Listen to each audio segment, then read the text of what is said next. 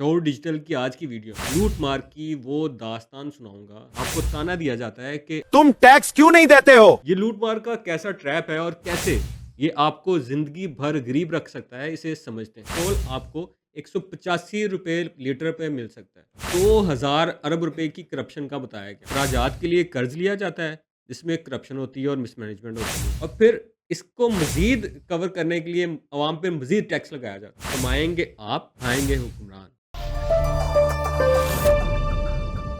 बिस्मिल्लाहिर्रहमानिर्रहीम, अस्सलाम वालेकुम। शोर डिजिटल की आज की वीडियो में मैं आपको लूट मार की वो दास्तान सुनाऊंगा कि जिसको सुनकर आप सर पकड़ कर बैठ जाएं। आपको मालूम होगा कि कैसे अगर आप सारी ज़िंदगी मेहनत करते रहें तो फिर भी आपका जो मेयार ज़िंदगी है वो बेहतर नहीं हो पाएगा, क्योंकि जितना आप कमाएंगे इतना ही हुकूमत को खिलाएंगे। अभी तो आप साबुन, पत्ती, बिस्किट, सरफ जैसी चीज़ों पर हर 100 रुपए की खरीदारी पर 18 रुपए टैक्स देते हैं। फिर 1 लीटर पेट्रोल पर 80 रुपए तक लेवी देते हैं। इसके अलावा बिजली के बिल पर sales tax, extra tax, further tax, फिर पता नहीं कौन-कौन सा सरचार्ज अदा करते हैं। अगर आपका घर है तो प्रॉपर्टी पर टैक्स देते हैं। फ़ोन का लोड करवाते हैं तो टैक्स देते हैं। फिर कानून पर अमलदारी के नाम पर हज़ारों रुपए का ट्रैफिक चलान देते हैं। लेकिन फिर भी आपको ताना दिया जाता है कि तुम टैक्स क्यों नहीं देते हो?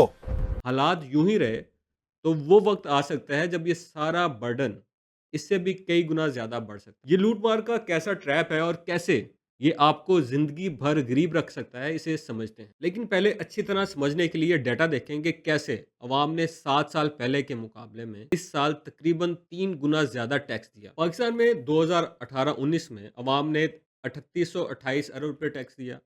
2019-20 में 3997 अरब टैक्स दिया।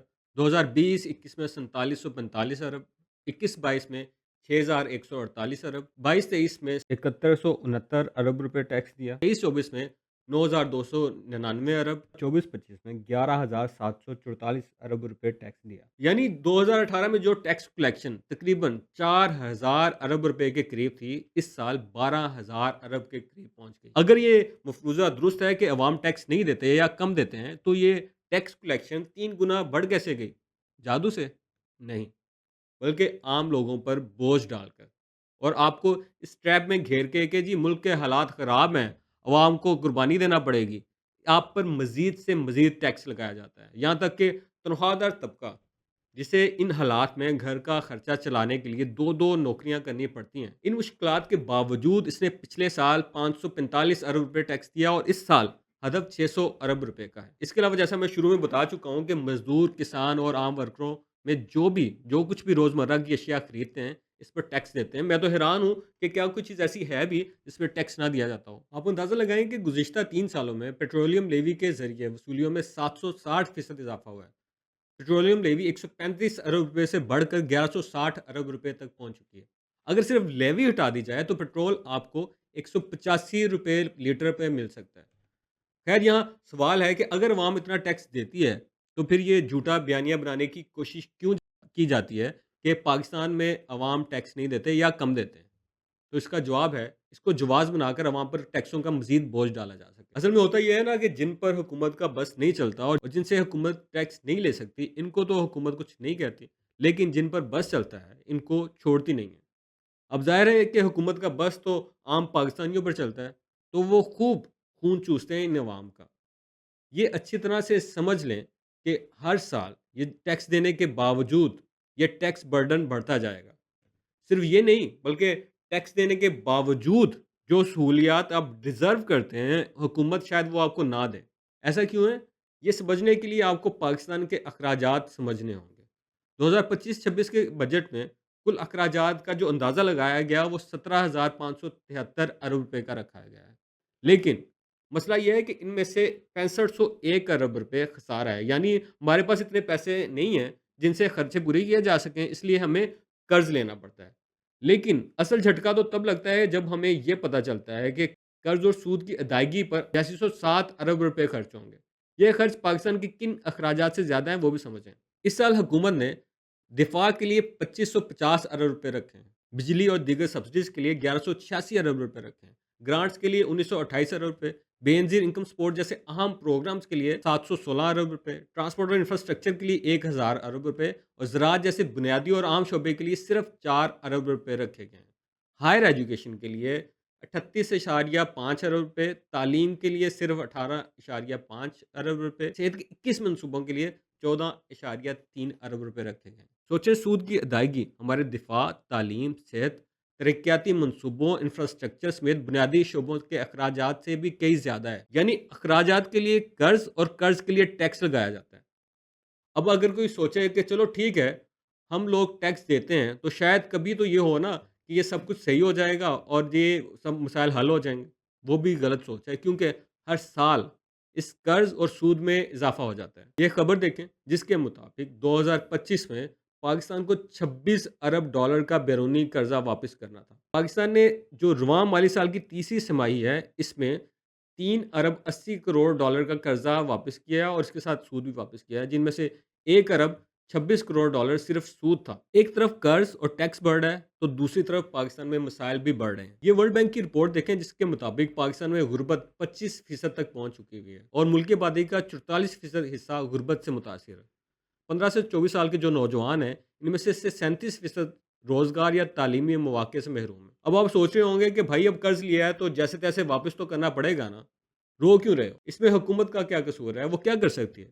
چلیں یہ ایک فیکٹر ہے جس کے لیے کوئی معاشی عجوبہ چاہیے ہو شاید۔ لیکن کیا آپ جانتے ہیں کہ اس سال آڈیٹر جنرل آف پاکستان کی رپورٹ کے مطابق وفاقی حکومت اور اس کے جو ماتحت ادارے ہیں ان میں 9.769 خرب روپے کی مالی بے ضابطگیاں ہوئیں، اور مزے کی بات یہ ہے کہ یہ بے ضابطگیاں پہلے 375 خرب روپے رپورٹ کی گئی تھیں، لیکن پھر اے جی پی آفس نے کہا کہ یہ جی ٹائپو ایرر تھا۔ اب آپ تصور کریں کہ کتنے بڑے ادارے نے کتنی بڑی غلطی کی، لیکن اگر ہم 9.769 خرب روپے ہی مان لیں تو یہ بھی ہمارے کئی اخراجات سے کہیں زیادہ ہے۔ دوسری جانب کرپشن کی داستانیں ہی داستانیں ہیں۔ اس سال اگست میں سینئر صحافی محمد مالک نے اپنی رپورٹ میں بتایا کہ جون جولائی میں ایک بڑی شخصیت نے میٹنگ کی جس میں 2000 ارب روپے کی کرپشن کا بتایا گیا۔ اب یہ خبر بھی دیکھیں جس کے مطابق صرف کوہستان میں 37 ارب روپے کی کرپشن جو ہے وہ سامنے آئی۔ یعنی یہ پیٹرن اس طرح بنتا ہے کہ اخراجات کے لیے قرض لیا جاتا ہے جس میں کرپشن ہوتی ہے اور مس مینجمنٹ ہوتی ہے،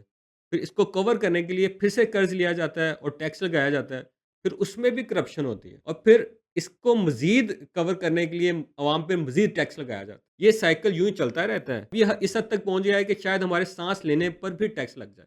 مسئلہ صرف کرپشن یا مس مینجمنٹ تک محدود نہیں ہے، مسئلہ احساس کا بھی ہے۔ حکمران کئی سطح پر لوگوں کو ریئلائز کروا سکتے ہیں کہ مشکل گھڑی میں وہ بطور حکمران ہمارے ساتھ کھڑے ہیں، لیکن آپ اس حکمران اشرافیہ کی بے حسی کا اندازہ لگائیں کہ اس سال وفاقی بجٹ میں وزیر اعظم شہباز شریف کی سرکاری جو رہائش ہے اس کے اخراجات 72 کروڑ روپے سے بڑھا کر 86 کروڑ روپے کر دیا گیا۔ صرف وزیر اعظم ہاؤس کے باغیچے کے لیے 4 کروڑ 48 لاکھ روپے رکھے گئے۔ ایسا نہیں کہ عیاشی صرف وزیر اعظم اکیلے ہی کر رہے ہیں، انہوں نے فروری میں پہلے ہی اراکین پارلیمنٹ کی تنخواہوں میں 300% اضافہ کر دیا۔ پھر صدر صاحب نے سوچا کہ وہ کیوں پیچھے رہیں، انہوں نے بھی مئی میں وفاقی وزراء اور جو وزارے مملکت ہیں ان کی تنخواہ میں 140% تک اضافہ کر دیا۔ انٹرسٹنگ کہوں یا افسوسناک، لیکن یہ ایک جانب یہ اضافہ ہو رہا تھا تو دوسری جانب انہوں نے کاروباری افراد کے لیے بھی ایسا آرڈیننس جاری کیا کہ کاروباری افراد بھی یاد کریں گے کہ ان کے ساتھ ہوا گیا۔ ایف بی آر کے اختیارات میں اضافہ کر دیا گیا۔ اس کے افسران کو کسی بھی بزنس جگہ فیکٹری پر غیر قانونی جو سامان ہے اس کو قبضے میں لینے کا اختیار دے دیا گیا۔ ایف بی آر کو اکاؤنٹ منجمد کرنے کا بھی اختیار دیا گیا، یعنی اپنے خرچ بڑھاؤ، اس کے لیے قرض بھی لو اور قرض ادا کرنے کے لیے عوام اور کاروباری لوگوں کو تنگ کرو، ان پہ زیادہ سے زیادہ ٹیکس لگاؤ۔ اب یہ جو میں نے ساری ریسرچ بتائی ہے، یہ جو حقائق بتائے ہیں، یہ وہ ہیں جو سامنے آئے ہیں یا جو پبلش ہوئے ہیں۔ جو سامنے نہیں آئے یا کم از کم میری نظر سے اوجھل رہے وہ آپ شیئر کر سکتے ہیں، لیکن سمری یہ ہے کہ کمائیں گے آپ، کھائیں گے حکمران۔ اس طرح نسلوں کی نسلیں تباہ ہوتی جائیں گی لیکن حالات نہیں بدلیں گے۔ یہ سمجھ لینا ضروری ہے کہ پاکستان کا اصل مسئلہ عوام یا ان کا ٹیکس نہ دینا نہیں ہے، بلکہ قرض، سود، کرپشن اور حکمران طبقے کی عیاشیاں ہیں۔ جب تک عوام یہ نہیں سمجھیں گے، جب تک ہم اپنی آواز نہیں اٹھائیں گے، تب تک ہمارا حال بہتر ہونے والا نہیں ہے۔ چاہے ہم ہزاروں ارب روپے ٹیکس دیں، جب تک نظام نہیں بدلتا ہمارے مستقبل نہیں بدلتا۔